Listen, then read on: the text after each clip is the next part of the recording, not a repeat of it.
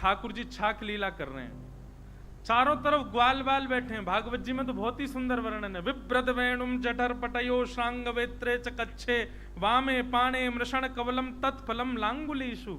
ठाकुर जी बीच में चटनी लेके, अपनी उंगलियों के बीच में अलग अलग अचार लेके, एक हाथ में रोटी गोल गोल घुमा के रोटी खामें, चटनी चाटें, फिर अचार चाटें, ऐसे ठाकुर जी हंस हंस के पा रहे हैं।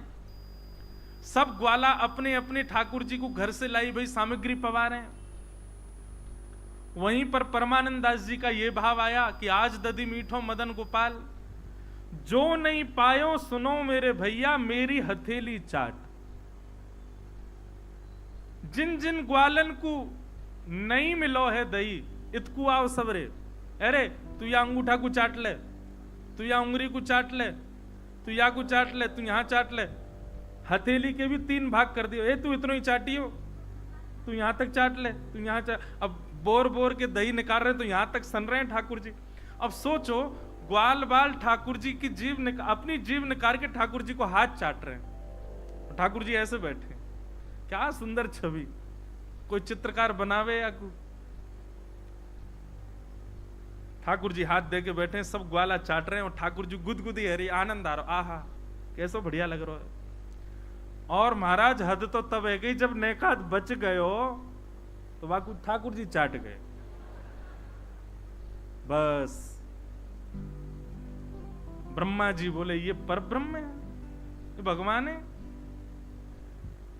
श्रुति में परे स्मृति में परे भजन्तु भव भीता नीति में परे, अहम तु नंदम वृंदे यस्यालिंदे ब्रह्म वसिता।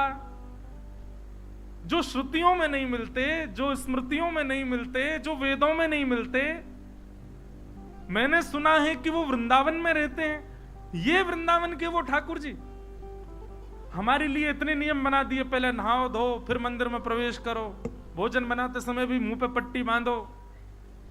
अरे महाराज कहां तक कहें, एक हाथ से सेवा कर रहे हो, दूसरे हाथ से भी यदि कछु अछूत वस्तु छू ली तो महाराज पूरे स्नान करके आओ। कई जगह तो इतना अपरस को भाव है कि वह अपरस के मारे बेचारे, हमारे वृंदावन के श्री राधा रमन मंदिर में महाराज जी ऐसा अपरस नेक सो लाला और इतना अपरस में रहे। दुनियादारी बना रखी इतने अपरस की, और स्वयं कहा करने ठाकुर जी को मौका मिल जाए तुम्हारे ले चाट जाए या को पूरे को है। अब अपरस ना दिख रहा हो आपको। ब्रह्मा जी बोले हमारे लिए इतने नियम बना रखे हैं, लेकिन ब्रह्मा जी के मन में भाव आया ये हमारे लिए नियम नहीं है, वास्तविक नियम है, परंतु ये जो लीला कर रहे हैं ये परब्रह्म नहीं हो सकते। ये था भगवत अपराध। बहुत ध्यान से सुनना, इधर वाले इधर ही देखते रहना।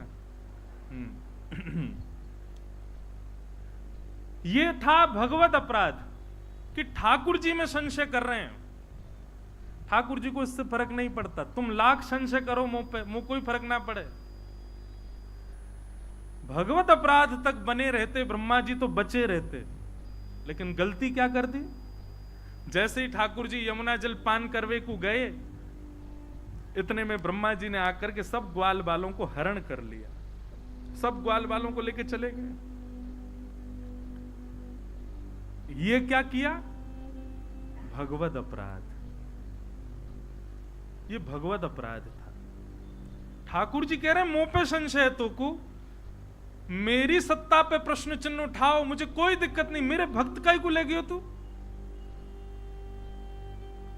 और जैसे ही भक्तों का हरण किया ब्रह्मा जी ने, बंधुओं वर्णन हमारे रसिक जन करते हैं कि ठाकुर जी इतनी लीला में डूब गए कि भूल जामे कि मैं परब्रह्म हूं। तो ठाकुर जी बाकायदा ढूंढ रहे हैं, अरे मधुमंगल, अरे श्रीदामा, अरे तनसुखा मनसुखा, कहां चले गए भैया, अरे भैया कहां को। ठाकुर जी ढूंढ रहे हैं। ढूंढते ढूंढते घंटन बीत गए, जब नहीं मिले ठाकुर जी रोने लगे, एक बालक के भांति, जैसे बालक खो जाए ऐसे ठाकुर जी खो गए, मानो रोने लगे।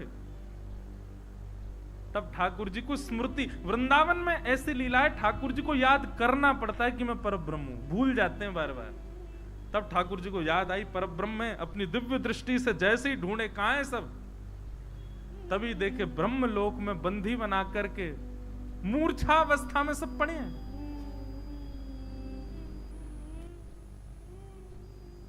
ठाकुर जी के नेत्र सजल हो गए। विधाता ब्रह्मा, ये तूने क्या किया?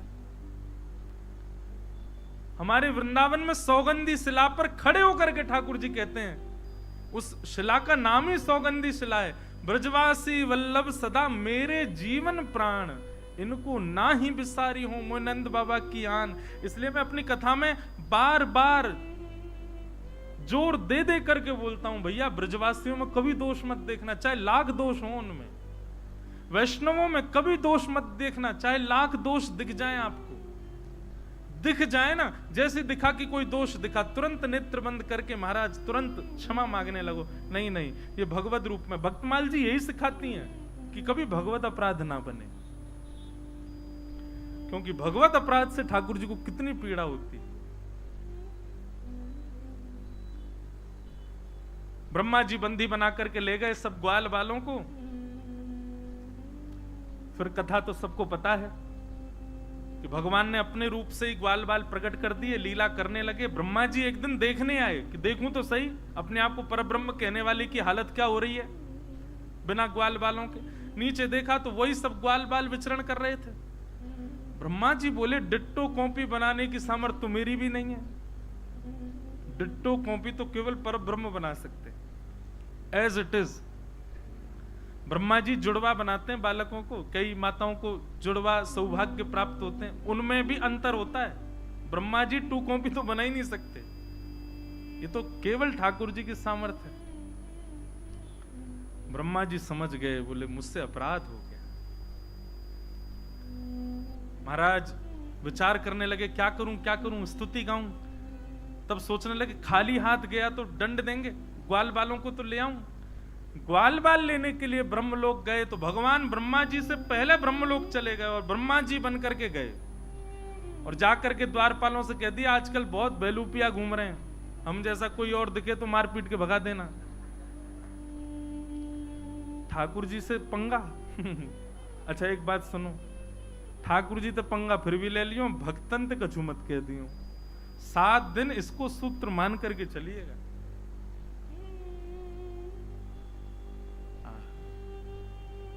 ब्रह्मा बन के बैठ गए ठाकुर जी, द्वारपालों से कह दिया हमसे पूछने भी मत आना कि द्वार पर ब्रह्मा आया है, हम क्या करें, आज्ञा है सीधे आक्रमण कर देना, बेलूपिया घूम रहे हैं बहुत। जैसे ही ब्रह्मा जी पहुंचे, द्वारपालों ने तो लिए महाराज पीछे भागे।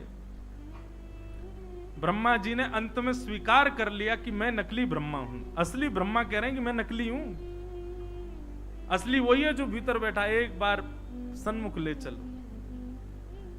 तब ब्रह्मा जी ने भगवान के सामने जाकर के स्तुति गाई। महाराज जी भागवत जी की स्तुतियों में सुंदर स्तुतियां, वैसे तो सभी स्तुतियां भागवत जी की अति अद्भुत हैं, पर ब्रह्मा जी की स्तुति अत्याद्भुत है।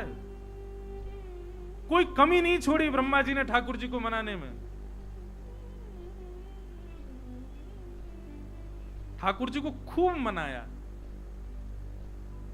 हे नाथ आप कृपा करो। ब्रह्मा जी की स्तुति का प्रथम श्लोक किसी को स्मृति में है?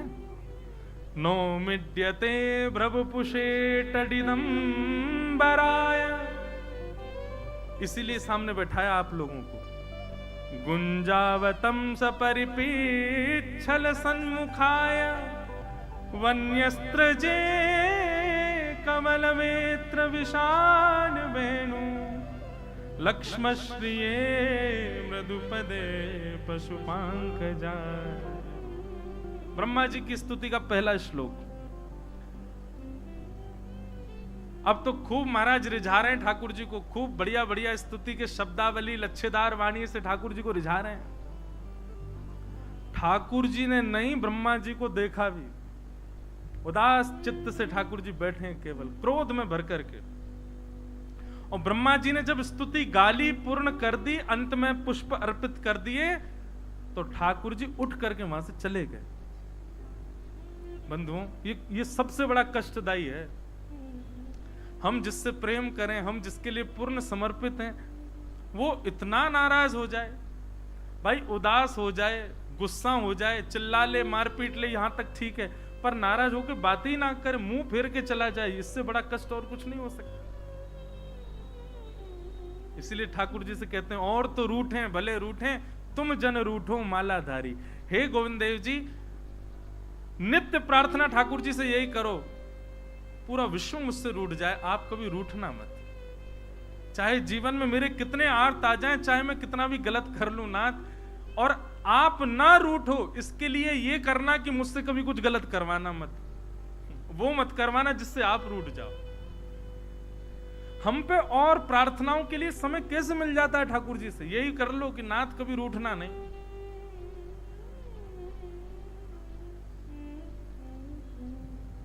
ब्रह्मा जी ब्रह्मलोक में बैठे हैं, सबसे बड़ी सत्ता के स्वामी हैं ब्रह्मा, पूरे विश्व के रचयिता। लेकिन आज स्थिति ऐसी है कि ब्रह्मा जी को लगता है कि अब मैं क्या करूं, नाथ ही रीझ गए मुझसे। तब ब्रह्मा जी ने सबसे आज्ञा लेकर के सबसे पूछा कि आप सब आज्ञा करें, मैं क्या करूं, मैं कैसे ठाकुर जी को मनाऊं। और तो और इससे भी ज्यादा कष्ट ब्रह्मा जी को कब हुआ, जब इंद्र ने वर्षा की और ठाकुर जी ने गिरिराज जी उठाए, तो ब्रह्मा जी को लगा चलो ठीक है, मेरी कैटेगरी में अकेला मैं ही नहीं रहूंगा, एक और आ गया, कम से कम 2 लोग, 1 से 2 भले। ठाकुर जी मुझसे नाराज है तो मुझे ये तो रहेगा, चल इंद्र से भी नाराज है, दोनों मिलके मनाएंगे। ब्रह्मा जी को बड़ी खुशी हो रही है कि भाई बढ़िया वर्षा है रही है, गिरिराज जी उठाए, वर्षा पूरी है, इंद्र तेरी देखियो क्या हालत करेंगे, मुझसे बुरा हाल करेंगे तेरा। ब्रह्मा जी जानते हैं कि ये परब्रह्म, फिर भी इंद्र को बता नहीं रहे कि नहीं बढ़िया अपराध कर दे तो मेरे संग तो भी आ जाएगा। लेकिन हुआ उल्टा, जैसे ठाकुर जी ने गिरिराज जी नीचे पधराए तो इंद्र गया। इंद्र ने जाकर के, पिता गुरुस्तम जगताम अधीशो, आप मेरे पिता हो, आप मेरे गुरु हो नाथ, आप मुझे दंड देने के पूरे अधिकारी हो, आप जो दंड देंगे मुझे स्वीकार है, मेरी इंद्र की पदवी छीन लो मुझसे, ये छीन लो, आदि आदि, जो आप जो दंड देंगे मुझे स्वीकार है। ब्रह्मा जी बड़े प्रसन्न कि हाँ बस अब देखना इसको दंड मिलेगा। ठाकुर जी ने इंद्र को बुलाया, अपने हृदय से लगा, कोई बात नहीं बेटा, कोई बात नहीं बच्चा राम, आगे से अभिमान मत करना, अपनी सत्ता में रहो, अभिमान मत करना, कोई बात नहीं, जाओ अपनी पदवी संभालो। ब्रह्मा जी तो अब रोने लगे, मैं इतना बड़ा अपराधी। ठाकुर जी से कहा, बोले नाथ आपने इंद्र को क्षमा कर दिया और मेरा अपराध इतना बड़ा कि आप मुझे क्षमा नहीं कर रहे। तो भगवान कहते हैं, बोले इंद्र की करनी से सब मेरे समीप आए और तेरी करनी से वैष्णव मुझसे दूर हो गए, मुझे वो क्रिया प्रिय नहीं जिससे वैष्णव मुझसे दूर हो जाए। ब्रह्मा जी बोले अब आज्ञा करो नाथ, मैं क्या करूं। बोले जिन भक्तों का अपराध किया है ऐसे ही असंख्य भक्तों का स्मरण करके उन सबको प्रणाम करोगे तब तुम्हारा अपराध निवृत्त होगा। इसको क्या कहते हैं महाराज जी, दंड उत्सव। क्या कहते हैं, मैं कथा में बताया करता हूं, आज नाम जप में मन लगा, कल नहीं लगा है अगर, तो निश्चित समझ जाइएगा कि आपने किसी वैष्णव का अपराध किया है। आज गोविंद देव जी प्रिय लगे लेकिन कल प्रिय ना लग के वैसे ही लगे जैसे कल लग रहे थे, तो निश्चित वैष्णव अपराध बना है। वैष्णव अपराध हम पर नहीं है, इसका प्रमाण क्या है, ठाकुर जी नित्य नवीन लगने लगे, कथा में नित्य नूतन प्रिय लगने लगे, भगवत सेवा में नित्य नवीनता का अनुभव हो, नाम जप में नित्य नूतनता का अनुभव हो, नित्य प्रेम वर्धमान हो, तब समझो कि आप वैष्णव अपराध से विमुक्त हो। लेकिन आपका भजन, आपका दर्शन, आपका कथा श्रवण, आपका नाम जप यथावत वैसा ही है जैसा प्रारंभ में था, तो निश्चित है वैष्णव अपराध है, इसीलिए बढ़ नहीं रहा है। और उसका एक ही उपाय है उससे निवृत्त होने का, दंड उत्सव करो। दंड उत्सव क्या है, नेत्रों के सामने जो वैष्णव आ जाए उससे क्षमा मांगो, हमें क्षमा कर, ये दंड उत्सव। जितने ज्यादा वैष्णवों से क्षमा मांग लोगे उतनी जल्दी ठाकुर जी की भक्ति पुनः वर्धमान हो जाएगी। तो श्री नाभा गोस्वामी जी, उनकी परिकल्पना यहीं से है। भगवान ने ब्रह्मा जी से कहा कि ब्रह्मा जी, आप भक्तों की चरण सेवा करो, भक्तों की शीत प्रसादी खाओ, भक्तों का यश गाओ। मेरा यश गाने का काम नहीं है, वे तो व्यास जी ने खूब गा दिया। आप मेरे भक्तों का यश गाओ और खूब भाव से गाओ, जितना मति में आ सके उतना गाओ, तब आपका भगवत अपराध पूर्ण होगा। तब वही ब्रह्मा जी महाराज पृथ्वी पर श्री नाभा गोस्वामी जी के रूप में प्रकट हुए। गोस्वामी श्री नाभा जी महाराज की जय। श्री नाभा जी के चरित्र को श्री प्रियादास जी महाराज ने गाया। प्रियादास जी कौन है ये भी बताएंगे। नाभा जी के चरित्र को श्री प्रियादास जी महाराज बहुत सुंदर भाव में कह रहे हैं। हनुमान वंश ही में जन्म प्रशंस जाको, भयो द्रगहीन सो नवीन बात धारी। उमरी वर्ष 5 मान के अकाल आच, माता बन छोड़ गई विपत्ति विचारी। किल ओ अगर ताही डगर दरस दियो, लियो यो अनाथ जानी पूछ सोचारी। बड़े सिद्ध जल ले कमंडल सोसी चैन, चैन भयो खुलो खुले चक जोरी को निहारी। प्रियादास जी महाराज वर्णन कर रहे हैं, हनुमान वंश में श्री नाभा जी का प्रादुर्भाव हुआ। हनुमान जी का तो वंश ही नहीं है, फिर हनुमान वंश में कैसे, वो तो ब्रह्मचारी है। तब कथा यहां पर प्रियादास जी ने बृहद वर्णन किया है कि दक्षिण भारत के एक ब्राह्मण कुल में कोई संतान नहीं थी, तब उन्होंने हनुमान जी की आराधना की और 12 वर्ष की आराधना के बाद हनुमान जी प्रकट हुए और प्रकट होकर कहा, वरदान मांगो, क्या चाहिए। तो भक्ति के प्रदाता, भगवान के प्रदाता, या तो हनुमान जी से भक्ति मांगो या फिर ठाकुर जी को मांगो। पर वो ब्राह्मण देवता कहने लगे, बोले नाथ एक पुत्र दे दो। हनुमान जी महाराज बोले, ये तो वही बात हो गई,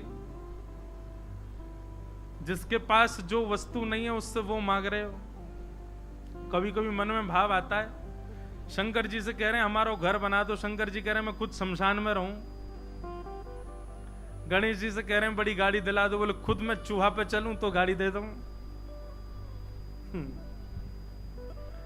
हनुमान जी कह रहे हैं भैया ये बालक बच्चे मांगने हते तो ठाकुर जी की आराधना करते, ब्रह्मचारी हनुमान जी को काहे को बुलाया।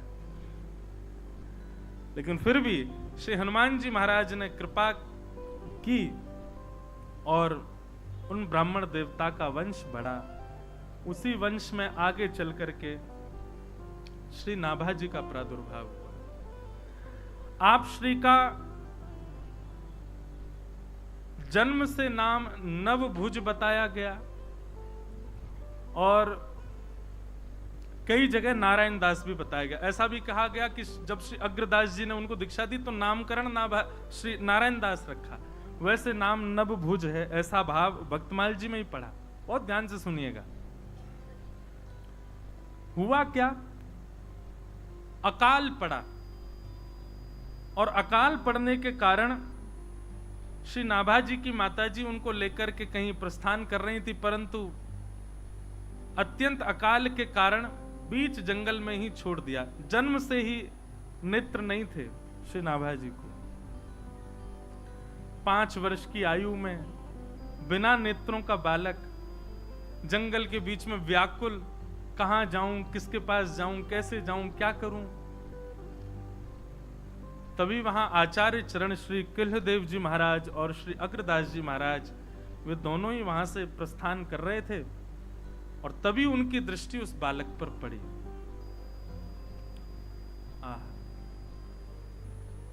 महापुरुषों की दृष्टि में ही भक्ति भाव विद्यमान होता है। वो देख भर लें, उसी से ही कल्याण हो जाना है हमारा। तब आप श्री ने जाकर के उस बालक को देखा और अपने कमंडल के जल का छिड़काव किया तो तुरंत दोनों चक्षु प्रकट हो गए और सबसे पहला दर्शन श्री किल्लदेव जी महाराज जी और श्री अग्रदास जी महाराज का हुआ। वाह! ठाकुर जी ने कैसी लीला करी कि नाभा जी को जन्म से संसार देखने ही नहीं दिया। सबसे प्रथम दर्शन ही आचार्य चरण का हुआ है श्री नाभा जी को, और कुछ लक्षण भक्ति भाव के दिखाई दिए और दोनों आचार्य चरण श्री नाभा जी को अपने साथ आश्रम ले आए। सेवा प्रदान की। क्या सेवा है?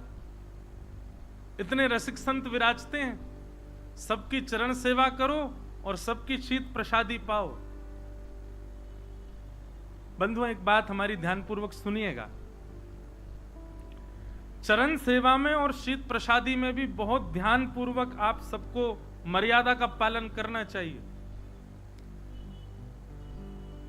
कोई महापुरुष प्रसाद पा रहे हैं, एक बात और सुनिए। शीत प्रसादी का मतलब उनके प्रसाद पाने के बाद जो शेष रहे वो भी है। शीत प्रसादी का मतलब उनके वचनामृत भी है। माफ कीजिए, यदि कोई केवल शीत प्रसादी ग्रहण करे और वचनामृत का पालन ना करे तो भी कल्याण में कहीं ना कहीं संशय आ सकता है, परंतु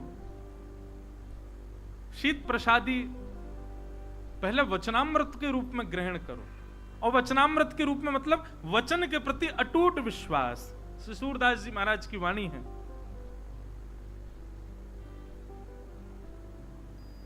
दृढ़ इन चरणन के रो भरोसा, श्री वल्लभ नख चंद्र छटा बिन सब जग माही अंधेरो, साधन और नाही आकलि में जासु होत निवेरो, सूर कहा कहे दुविध आधरो, बिना मोल को चेरो, भरोसो दृढ़ इन चरणन केरो। सूरदास जी कह रहे हैं, मैं और क्या प्रमाण दूं गुरु कृपा का। सूर कहा कहे दुविध आंधरो। दो नेत्र नहीं है हमारे पास, लेकिन फिर भी गुरु कृपा से सब देखता हूं। वो देखता हूं जो किसी को नहीं दिखता। ये गुरु कृपा है। तो श्री नाभा जी को सेवा प्राप्त हुई कि संत जनों की चरण सेवा करो और उनकी शीत प्रसादी ग्रहण करो। नाभा जी महाराज खूब संत सेवा करते, शीत प्रसादी पाते, संत जनों की सेवा करके आनंदित होते। एक बात सदैव याद रखिएगा, बहुत ध्यानपूर्वक सुनो। नाम जप में, कथा श्रवण में, संत सेवा में और तीर्थ गमन में, नाम जप में, कथा श्रवण में, संत सेवा में और तीर्थ गमन में यदि आपके चित्त में आनंद उत्साह नहीं है तो इन चारों में न प्रवेश किया जाए तो अच्छा। समझ में आई बात? नाम जप करने में यदि उत्साह नहीं है, कथा श्रवण करने में यदि उत्साह नहीं है, संत सेवा में यदि उत्साह नहीं है, तीर्थ गमन में उत्साह नहीं, और पांचवा एक और चीज लो, नियम करने में। यह भी एक बात है महाराज जी विशेष। नियम खाना पूर्ति नहीं है। नियम में यदि उत्साह नहीं है, नाम जप में उत्साह नहीं है, कथा श्रवण में उत्साह नहीं है और तीर्थ गमन में उत्साह नहीं है, तो इनको ना किया जाए तो अच्छा, करो तो उत्साह के साथ, प्रसन्नता के साथ, अत्यंत सौभाग्य के साथ संत सेवा।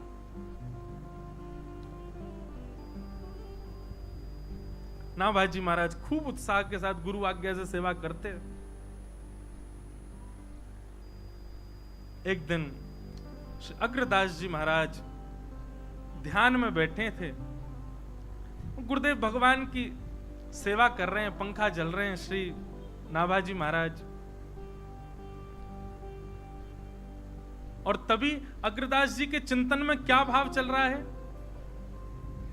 श्री प्रिया प्रियतम दोनों लीला कर रहे हैं, कुंज में पौड़े हैं, कुंज में विराज रहे हैं, कुंज में लीला कर रहे हैं। और उसी कुंज में श्री अग्रदास जी महाराज भी अली स्वरूप धारण करके लीला में प्रवेश कर रहे हैं। मानसी सेवा अपने युगल स्वरूप की कर रहे थे। तभी दूर कहीं समुद्र में एक नाव में एक सेठ अपना कुछ सामान लेकर के कहीं प्रस्थान कर रहा था। तभी बीच में तूफान आया और तूफान आने पर नाव क्षतिग्रस्त होने लगी, बस अब डूबने की कगार पे थी। तभी नाविक ने सेठ जी से कहा, बोले सेठ जी अब तो स्थिति ऐसी फंस गई है कि कोई गुरु ही आपको बता सकते हैं, कोई संत सेवा, संत कृपा, भगवत कृपा ही आपको बचा सकती है। बहुत ध्यानपूर्वक सुनिएगा। बोले आपकी नाव इस स्थिति में है कि अब तो कोई संत कृपा ही, कोई भगवत कृपा ही आपको बचा सकती है। नाव की सारी सामर्थ्य लग चुकी है, अब बचने वाले नहीं है हम। सेठ जी बोले भैया हमने जीवन में कोई पुण्य तो किया नहीं, कोई भजन तो किया नहीं, कोई दान पुण्य तो कुछ हमारे पास है नहीं, अब क्या करें। नाव चलाने वाले आपके कोई गुरु हों, आपके कोई आचार्य हों, उनका स्मरण कर लो, किसी की कृपा से तो नैकाद बचे। तब सेठ जी बोले हाँ हमारे गुरु जी हैं। बोले कौन है? बोले श्री अग्रदास जी महाराज। बोले उन्हीं को स्मरण करो। आर्त भाव में, एक ऊंचे वेग में, पूर्ण शरणागत भाव से आज अपने गुरुदेव को पुकार रहे हैं, रक्षमाम रक्षमाम रक्षमाम गुरुवर पाहिमाम पाहिमाम पाहिमाम। बंधुओं देखो एक बात और सिद्ध हुई यहां पर, जीवन भर साधन नहीं किया, जीवन भर भजन पूजन नहीं किया, लेकिन एक बार पूर्ण शरणागति से गुरुदेव को पुकारा तो उसके बाद लीला क्या हुई सुनेंगे। लीला ऐसी घटी कि जैसे ही वहां दूर समुद्र में वो अपने गुरुदेव को पुकार रहे हैं और यहां श्री अग्रदास जी महाराज मानसी सेवा में श्री प्रियालाल जी की लीला में हाथ बटा रहे हैं, और तभी वह स्वर श्री नाभाजी को सुनाई देने लगा, क्योंकि नाभाजी भी अग्रदास जी की मानसी का दर्शन कर रहे हैं। ये बहुत ऊंची बात है। किसी के मन में क्या चल रहा है ये कोई नहीं देख सकता, पर दूर खड़े पंखा जल रहे श्री नाभाजी को प्रत्यक्ष दर्शन हो रहा है। श्री राघवेंद्र सरकार विराज रहे हैं, बगल में सियाजू विराज रही हैं, कैसी सेज है, कैसी सहचरियां खड़ी हैं, सबका कैसी कुंज है, सब दर्शन हो रहा है।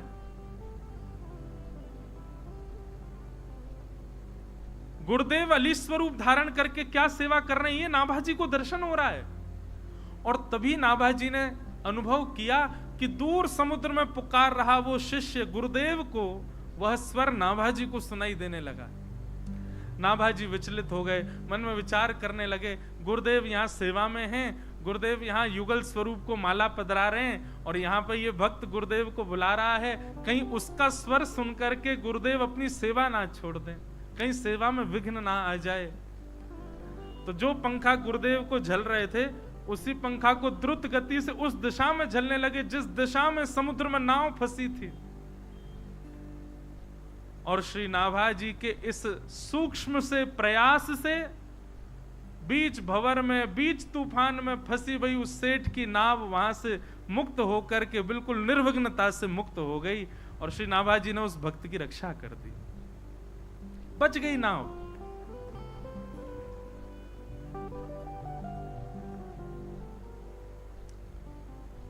अब बात ऐसी है कि श्री अग्रदास जी महाराज को आवाज तो आ गई थी कि भक्त रक्षा की पुकार कर रहा है। अग्रदास जी माला पधरा करके समुद्र के तट पर पहुंचे कि जाके उसकी रक्षा करूं। तभी आपने क्या देखा कि नाव तो किनारे लग गई, नाव तो व्यवस्थित हो गई, लेकिन आप नील समुद्र की नीलिमा को देख करके भाव निमग्न हो गए, ठाकुर जी की स्मृति में चले गए। पर जब स्मरण पूर्ण हुआ, श्री नाभा जी ने गुरुदेव से कहा, गुरुदेव आप जिस कार्य के लिए समुद्र तट पर आए वो कार्य हो चुका है, आप पुनः लीला में जाइए। श्री प्रियालाल जी प्रतीक्षा कर रहे हैं, आप वहां पहुंचिए। अग्रदास जी ने जब ये स्वर सुना, स्वर सुनकर के बोले, मेरे चित्त में प्रियालाल जी विराज रहे हैं, सेज पर बैठे हैं, कैसी सेवा, क्या सेवा चल रही है, मेरी मानसी सेवा है, ये इसको कैसे पता? और मेरे सेवा के बीच में मेरे किसी भक्त ने मुझे रक्षा के लिए पुकारा, ये भाव भी इसको कैसे पता? और वो पुकार तो रहा था रक्षा के लिए, पर मैंने जाकर के देखा नाव तो किनारे लगी, मतलब उसकी रक्षा कैसे हुई? अग्रदास जी ने तुरंत चिंतन किया तो सब दृष्टिगोचर हो गया कि ओहो, ये तो ऊंची श्रेणी को प्राप्त हो गया है बालक। मेरे चित्त की सेवा का दर्शन हुआ, यहां तक कि मेरे भक्त की पुकार को इसने दूर खड़े खड़े अपने पंखा के झलने से ही उसकी रक्षा कर दी। ये कृपा है शीत प्रसादी की और चरण सेवा की, संतों की, रसिक जनों की चरण सेवा की। रसिक जनों की सेवा और शीत प्रसादी पाने का ये सौभाग्य है।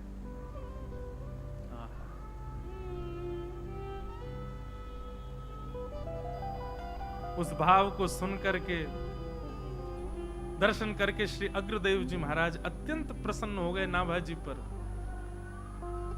और नाभा जी को अपने समीप बुला करके कहा, बहुत बड़ी कृपा है, अनुग्रह है ठाकुर जी का आपके ऊपर कि आप इस भावना का दर्शन कर पा रहे हो। सब संत जनों की कृपा है, सब गुरुजनों की कृपा है। अब हमारी आज्ञा से आप जाइए और जाकर के भक्त चरित्र लिखना प्रारंभ कीजिए। नाभाजी महाराज कहने लगे, बोले कि मैं राम कृष्ण का गुण तो गा सकता हूं, ठाकुर जी का यश तो गा सकता हूं, ठाकुर जी के गुणानुवाद गाने की थोड़ी बहुत क्षमता तो मुझे आपकी कृपा से प्राप्त है, पर भक्तों का यश गाना ये मैं कैसे करूंगा, ये कैसे संभव होगा?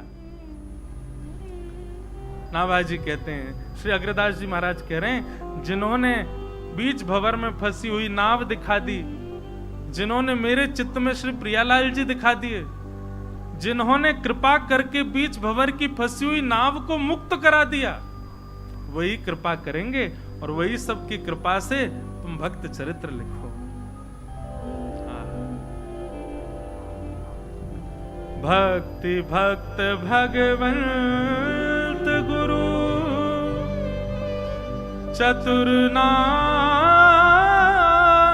वपुए, तिनके पग बंधन किए, नाशहि बेघ्न अनेक।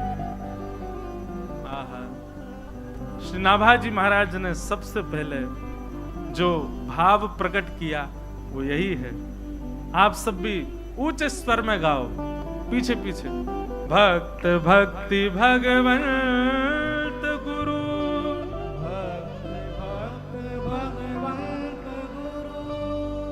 चतुर नाम वपु एक, चतुर नाम वपु एक, तिनके पग बंधन किए, तिनके पग बंधन किए, नाशै विघ्न अनेक, नाश विघ्न अनेक। महाराज जी, किसी भाव के प्रारंभ में गुरु को वंदन प्रथम किया जाए। भक्तमाल जी में बहुत छोटे छोटे भावों में बड़े बड़े बड़े बड़े भाव विद्यमान हैं।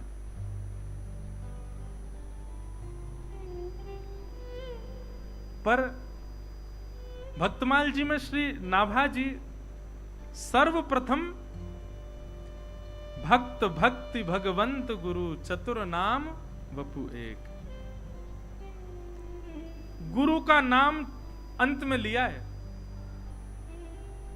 कहीं गुरु नाम पहले लें तो ऐसा ना लगे कि कहीं श्री नाभा जी की ही चर्चा होगी या गुरु वही प्रधान है।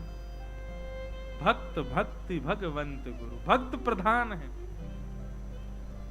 भक्तों का नाम सबसे पहले लिया। और श्री नाभा जी महाराज नेत्र बंद करके बैठ गए और नेत्र बंद करके आवाहन करने लगे कि अब मेरे चित्त में जिन जिन भक्तों के चरित्र आते जाएंगे मैं उनको वर्णित करता जाऊंगा। तो बहुत ध्यानपूर्वक सुनने वाली बात यह है कि श्री भक्तमाल जी में उन्हीं के ही चरित्र कहे गए हैं जिन जिन्होंने आकर के भक्त श्री नाभा जी को अपने दर्शन कराए। मतलब भाव कुछ ऐसा है कि नाभा जी को भक्त दर्शन होते और फिर भक्त की लीला दर्शन होती, तभी नाभा जी छप्पे लिख करके उनका लीला भक्तमाल जी में वर्णित कर देते।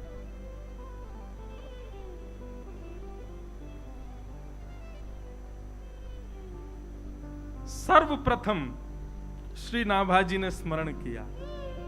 अब आवाहन कर रहे हैं अपने गुरुदेव को प्रणाम करके कि अब भक्तजन आवे स्मृति में और मैं लिखना प्रारंभ करूं।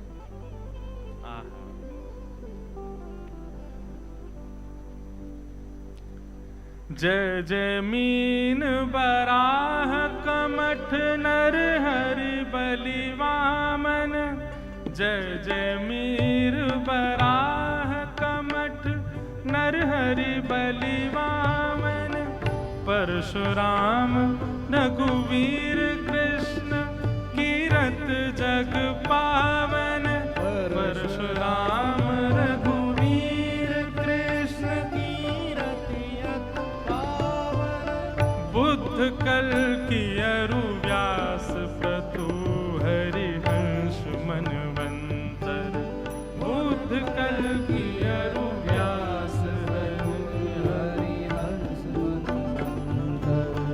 यज्ञ ऋषभ है ग्रीव ध्रुववर देन धनवंतर, यज्ञ ऋषभ है ग्रीव ध्रुववर देन धनवंतर, बद्रिपति दत्त कपिल देव सनकादिक करुणा करो, बद्रिपति दत्त कपिल देव सनकादिक करुणा करो, 24 रूप लीला रुचिर श्री अग्रदास उर्पद धरो, 24 रूप लीला रुचिर श्री अग्रदास उर्पद,